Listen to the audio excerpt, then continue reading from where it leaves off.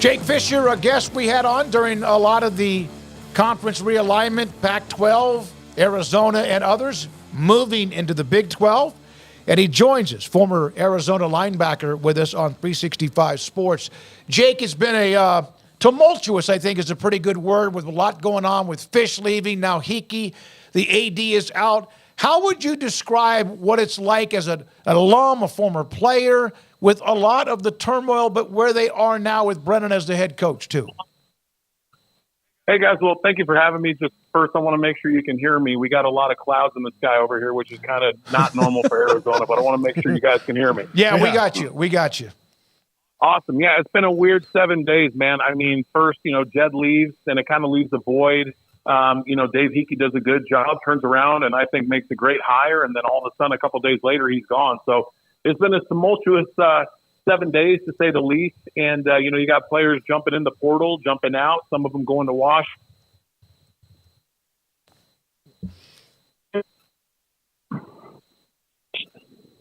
Yep, I think those clouds got you, Jake. Hold on, let me Can call you hear him. us? Yeah, you're good. Wherever you are, just don't move, don't breathe.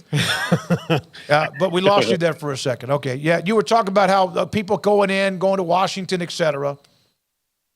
Yeah, no, it's been a tumultuous 7 days for us. And, guys jumping in the portal, guys jumping out. And, I'm hoping just we get some answers here soon. I hope it all settles. Jake, when it comes to Dave Hickey being let go, I mean, you don't see the AD hire a football coach and they get fired in a week. Like, that doesn't usually happen. Usually they're kind of tied together a little bit more. And the financial problems that they're having, what do you believe is the solution moving forward for them to climb out of this hole and make things right when it comes to leadership in the athletic department? Well, I'm hoping that they go ahead and hire Erica Barnes over here. I think she would be an awesome hire. She has ties with a lot of the donors. And I know I'm going to be reaching out if she gets the job. I know Candrea has it right now. I don't know him very well. However, I will tell you he's probably the greatest softball coach to ever walk the face of the earth. I know that he really cares about the university. I just don't know if he wants to be the AD long term. So hopefully we make a home run hire, hire somebody from within that knows the community well, and I think they'll do a good job. Jake, I saw, I believe it was on your Twitter feed, about you reaching out to players who have decided to stay because of they're being grabbed by others. I saw the defensive lineman today is officially now at Texas. There's obviously the attrition to Washington and elsewhere. How much have the former players and the donors gotten involved in this to try to keep this thing afloat, or even better than that? Well, I think a lot of the former players were reaching out, whether it's just a tweet, whether it's sending messages, whether they have relationships with them, prior to getting on phone calls and whatnot. I know that, the new coach has been able to retain a lot of these guys, but every single time there's a brand new coach, there's going to be folks jumping into the portal. That's just kind of the way that college football is these days. I've gone through one of these. The coach unfortunately was fired. He didn't decide to go anywhere else. But, even the year prior, when I was there, Mike Stoops was one of the head candidates for the Florida job. So, you hear rumors, but this one is a little bit different. It's kind of like ripping a Band-Aid off. You just kind of have to move forward. You have to kind of galvanize the troops, and hopefully you can get a lot of guys to stay. But anytime there's a coaching change, there are going to be people that jump into the portal. That's just kind of the way it is now. What was it and how big was it, besides the obvious Fafita and McMillan both deciding to stay? Because I know that was into the weekend. They had the basketball game. A lot of them introduced at halftime. How much did that really, keep a hole from sinking the ship? Well, those are the guys that kind of spearheaded a lot of these folks, returning. There are reports that they spread their NIL money out amongst the team to keep some of these guys here. And I think it says a lot that they had the ability to go somewhere else, get seven figures, and they decided to come back to Tucson because they have unfinished business. They were able to keep some NFL prospects here. I mean, you look at guys like Jonas Savanea, guys like Wendell Moy. I'd be hard-pressed to, find two better guards in the Big 12, maybe even the country. They're coming back to solidify the interior line. We got, I think, 4 or 5 guys who have started on the line. We got a lot of receivers coming back. Obviously, losing a couple guys is going to be tough, but we have a lot of guys coming back, and even on the defensive end. So, it's one of those things to where they definitely spearheaded the movement. You could tell those guys are the leaders, and they're providing great leadership. That's why a lot of these guys wanted to come back. They were tied more as a team versus tied to a coach, which I respect. What do you like the most about Brent Brennan taking over this program that is on the upswing right now? Well, I think that, from what every player has said, he seems like he's genuine. He wants to make sure these guys are taken care of outside of football, not just on the field. And, just for the fans, it's nice to have someone that doesn't look like he's going to be a journeyman. Jed did an unbelievable job. I will never take anything away from that man and, his charisma. He went out, raised money. Not a lot of folks that come to Tucson want to put in that extra work to try to put us at the top level. But he's been at 12 or 13 different jobs. So we always knew that this could happen. And, thank goodness for Dave Hickey. He had somebody in the wings ready to go. And I think Brennan's going to do a good job. I think he's going to be here for the long term. And, hey, guess what? If he gets a bigger job and he leaves, it's because he did a good job. So we're just hoping that he stays around for a little bit, helps see this thing through. And I think that, given the right ingredients, I guess, I think that this program, especially heading into the Big 12 without an Oklahoma or a Texas, without having to go against an SC in Oregon or a Washington, I think that we could become one of the predominant teams in that conference.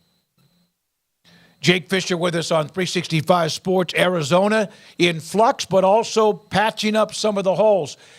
Now that they're wrapping up what is their last year in the Pac-12 and about to be a part of the Big 12, is there as much excitement as there was perhaps when that decision was made that they're going to find a home because of the Pac-12 just kind of there and not knowing what the future was? Well, the excitement's going to be there. I think the excitement definitely comes from having a lot of these players coming back. I mean, you have a bunch of future NFL talent on the roster. Now it's up to them to, learn the scheme. It's up to the coaches to really put a great product out there on the field. I always believe that if you have really good players, it doesn't matter what concepts you have, as long as they're able to go out, run the play, and execute, you're going to be good. Also, the fact that we know exactly where we're going to be. The Pac-12 obviously was in flux, losing a ton of money, not doing a very good job, in my opinion, over the last 10 or so years. Larry Scott, some of these other guys, I think they just dropped the ball dramatically. You had so many top institutions in that league, so many great football programs in that league, and I just think they dropped the ball. The Big 12, they obviously care about their sports. We're going to have more money to share around. Might help us retain a coach here in the future. So, and I think the NIL is there to be played. So I think that everything is kind of aligning for us to do well in the new conference. Jake, where do you think Robert Robbins' responsibility falls in this budget crisis that they're having right now? He was very level-headed compared to some of his other counterparts in the Pac-12 when it came to the potential of realignment, but also, there are people that oversee these things, and that falls under his jurisdiction, certainly. Well, one thing I love about him is he loves his sport. Obviously the Hickey thing kind of caught us by surprise. Honestly, even if it is not all of his fault, it's always going to roll uphill to the president. He's the one that oversees everything. So that's really all I got to say about that. I haven't really, gotten into the weeds on all of these different things. Like I said, I was just as shocked as everybody else was yesterday. But, I don't think that Hickey's the first one or the only one that's going to fall. And I think that eventually it's going to catch up and he's going to have to, take over some of the blame. Jake, what was it like to be a part of the Desert Swarm? Well, actually, I wasn't. I actually grew up watching the Desert Swarm. Okay. Yeah. How much did that inspire? I'm not as old as you guys think I am. No, you're right. That's just one of us, guys. You're only about 10 or 12 years outside of college. What was it like growing up then and watching that offense and what Dick Tomey and what Arizona had with and how they played the game, the defensive game? Well, I mean, they just swarmed to the ball. They got a bunch of guys that bought in. Kind of like, our last year's defense. Our last year's defense wasn't as good, but towards the end of the year, you can tell they were bought into the system. You had 3 or 4 hats around the ball every single time. And good things always happen when you have that many people around the ball. Secure the tackle, a couple people rip the ball out, a couple people, knock a ball in the air. You got people by the ball, they're going to intercept it, make plays. So, you hear nothing but great things about Tomey and those guys. He left a legacy. Obviously, you watch the press conference for Coach Brennan, and he brought up Tomey so many times and how many valuable lessons he taught him as a coach moving forward. So you hear nothing but great things. And, I'm hoping that eventually we can get back to that type of swarming defense. It's very hard to do, obviously. They're one of the best defenses for a 3 or 4 year period, but, one can hope. Jake, do you feel like for both the schools in Arizona and Arizona State, that while you're in the Pac-12 and had varying levels of success over the years in football, that this move will maybe help you establish an identity that's completely different than oh, hey, California kids, come here. It's a cool place to be, that maybe the shifting in the recruiting population will kind of help them show that they've been an untapped resource for years at both places? Well, yeah, I think it's going to go back to what Coach Stoops likes to do. You want to go ahead and you want to recruit Arizona, obviously. You want to be able to recruit California. I think these guys coming from San Jose State are going to be able to do that quite a bit. But then you also want to, go into Texas and some of the Midwest.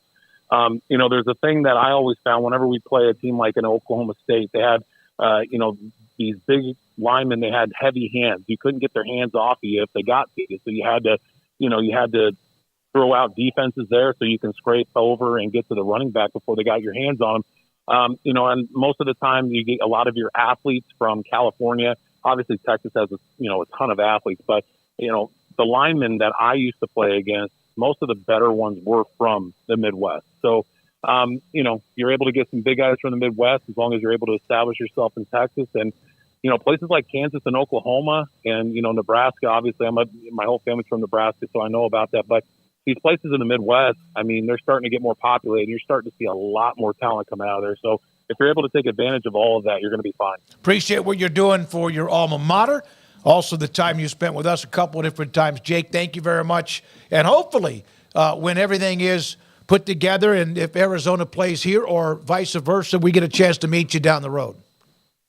Absolutely. I'm going to be watching the team closely this year, so you guys might see me. Jake Fischer, former Arizona linebacker, with us on the first time.